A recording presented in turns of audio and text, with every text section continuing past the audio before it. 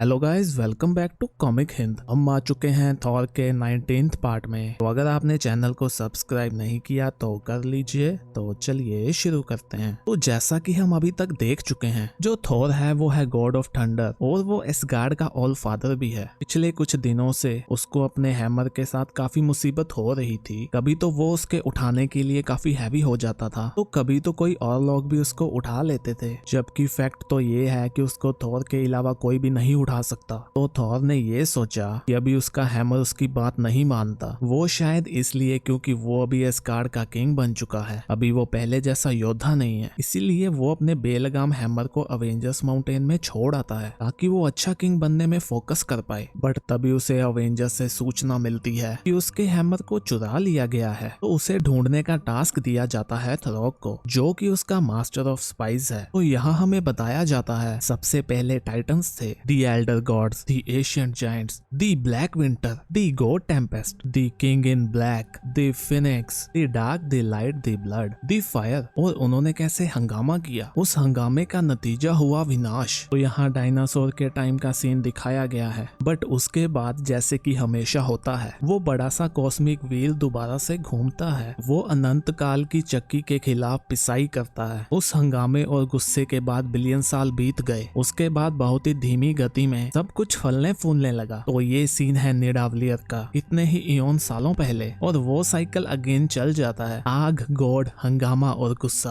अंत में तबाही। उसके बाद उस ऊर्जा से बनता है अनंत काल। बट गॉड्स और टाइटन्स के वर्ल्ड में जैसे कि हमें पता है, अनंत काल भी नहीं टिक पाता। कुछ समय पहले की बात है, जब वॉर ऑफ रेल्म हुआ था, तो उस टाइम की माइटी थॉर जेन फोस्टर ने अनस्टॉपेबल मैनकोक का सामना किया। उसने उस डार्क बीस्ट को सन में फेंक दिया। वहीं म्योल्निर द स्मैशर भी तबाह हो गया। बट बहुत पहले अगेन टाइटन्स के गुस्से से आग की बारिश होती है। बट अभी दोबारा उस आग में से जन्म होता है गुस्से का। यहाँ हम देखते हैं कि थॉर ने अपनी कुल्हाड़ी पकड़ी हुई है और वो बहुत ही गुस्से में लगता है। वो जाता है सिफ के पास। वो कहता है, सिफ, किसी ने मेरे हैमर को चुरा लिया है, तो मुझे बताओ वो कौन है। तो सिफ कहती है, माय किंग, मुझे भी नहीं पता वो कौन है, मैं भी उनको नहीं देख पाई। तो वो कहता है, ये कैसे हो सकता है। तो सिफ कहती है, देखो, मैं रिस्पेक्टफुली कहना चाहूंगी कि कोई इतना शक्तिशाली है जो मेरी आंखों से भी बच गया, जो तुम्हारे हैमर को भी चुरा सकता है। तुम एक किंग हो, इसके लिए तुम्हारे पास मास्टर ऑफ वॉर है ना, और बिल भी वापस आ चुका है, तो उसे उसका काम करने दो। तुम यहाँ शासन करने के लिए हो। यहाँ कुछ ऐसी चीजें हैं जिसपे तुम्हारी अटेंशन जानी चाहिए, जो कि एक किंग के लिए हैं। तो थॉर उसको कहता है, एक बुक है, महान टॉम ऑफ किंग्स। इसके पन्ने बाकियों से तो छुपे हुए हैं, बट असली किंग ऑफ एस्गार्ड से नहीं। अपने पन्नों में ये इतिहास के बारे में बताती है, मेरे दादा और पिता से पहले के इतिहास के बारे में भी, उन टाइटन्स के बारे में जिन्होंने ये रियासत बनाई, या बाकी कुछ जो भी बना है। ये भविष्यवाणी भी करती है उन चीजों के बारे में जो होने वाली होती हैं। इतने दिनों से मैं इसको पढ़ने में लगा था, ना मैं सोया ना मैंने खाया। ये एक बड़े तूफान के बारे में बताती है। वो ऐसा होगा जो हमने कभी नहीं देखा होगा। उससे मेरा हैमर लेके आएगा। इसे पकड़ा होगा ऐसे जीव ने जिसको कहा जाता है गॉड ऑफ हैमर्स। उस बुक में ऐसा भी लिखा है कि वो गोल्डन किंग ऑफ एस्गार्ड का कत्ल करने वाला है। उसकी आत्मा आग में हमेशा के लिए फंस जाएगी। मैं उस बुक को नहीं बताने दूंगा कि मेरी मौत कैसे होने वाली है। तो सिर्फ कहती है, मुझे इसका कोई आइडिया नहीं है। तो वो कहता है, तुम्हें कैसे होगा। तो अभी जैसा कि तुमने सच में कहा था, कुछ ऐसी चीजें हैं जिसको मेरी अटेंशन मिलनी चाहिए, तो जाओ उनको अटेंशन दो। क्योंकि अगर तुम वो नहीं देख सकती जो मैं चाहता हूँ कि तुम देखो, तो तुम्हारी आंखें वहां होनी चाहिए, जो मेरा काम नहीं है। तो सिर्फ कहती है, तुम्हारी हालत अभी अच्छी नहीं है, मुझे पता है हैमर को। पर तभी थॉर उसको टोकते हुए कहता है, क्या तुम चाहती हो मैं ये स्वॉर्ड तुमसे ले लूं। तो वो कहती है, नहीं माय किंग। तो वो कहता है, ठीक है, तो मुझे ओल्ड मैन के पास ले जाओ। तो यहाँ हमें बताया जाता है, ये जो अखाड़ा है इसके बारे में बताया नहीं जा सकता। किसी भी आम जुबान को पता ही नहीं होगा कि इसका ओरिजिन क्या है। कुछ कहते हैं कि ये बहुत टाइम पहले तबाह हो चुकी सभ्यता के पार्ट हैं, जिसको हंट किया गया, टुकड़े टुकड़े किए गए, तबाही मचाई गई जब नया नया नल ने अपना खौफ फैलाया था सभी जगह में। कुछ कहते हैं कि इसमें अभी भी सेंस है और ये अभी भी जिंदा है, जिसकी उंगलियां अभी भी पेन में हैं, जो पाताल में फैली हुई हैं। डार्क में उस बॉडी को पकड़ने के लिए जो उसकी पहुंच में से निकल गई है। उन कानों के लिए रोना जो पहले ही डेड और डेफ हो चुके हैं। बट सभी मानते हैं कि ये ऐसी जगह है जो किसी भी आदमी को नहीं पता होनी चाहिए, क्योंकि अगर उसने इसको देखा और जाना तो वो दोबारा सो नहीं पाएगा। यहाँ सबसे नीच और खतरनाक एक्ट देखने को मिलते हैं। इसको गॉन्टलेट कहते हैं, दी ब्लैक हैंड ऑफ गॉड, दी पिट।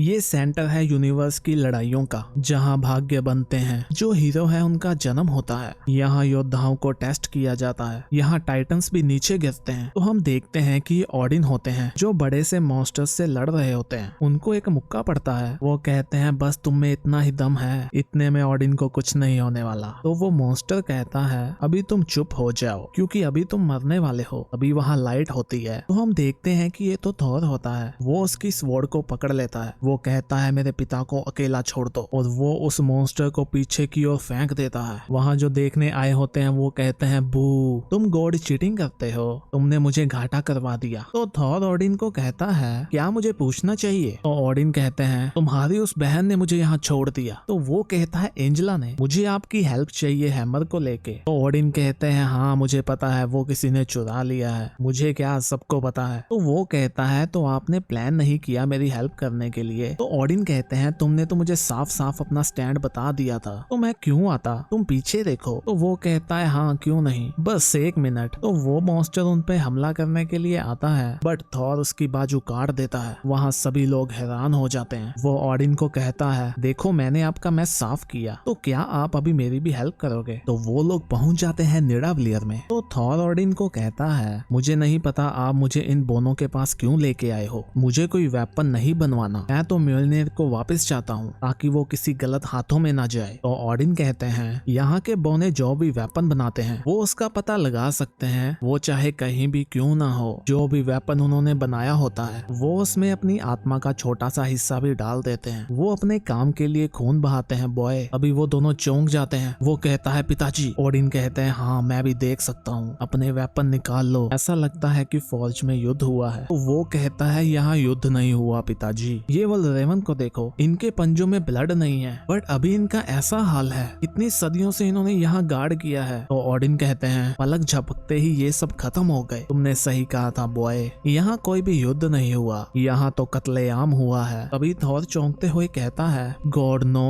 वो बोने वो सभी डेड हैं और फौज को भी तबाह किया गया है, ये कैसे हो सकता है? तो ओडिन कहते हैं देखो बॉय, तुम देखो उनको, उन सबको कैसे मसला गया है, तुम्हें इतने सालों से उसको पकड़ा है, तुम्हें पता होना चाहिए ये किसने किया होगा, या ये भी मुझे बताना होगा। तो वो कहता है नहीं मैंने देख लिया, इन सब की हत्या मेरे हैमर से हुई है। तो गाइस इसी के साथ हमारा ये पार्ट खत्म होता है। नेक्स्ट पार्ट देखने के लिए चैनल को सब्सक्राइब कर लीजिए, वीडियो अच्छी लगी तो लाइक भी कर दीजिए। हम भी मिलते हैं नेक्स्ट वीडियो में, तब तक के लिए बाय बाय।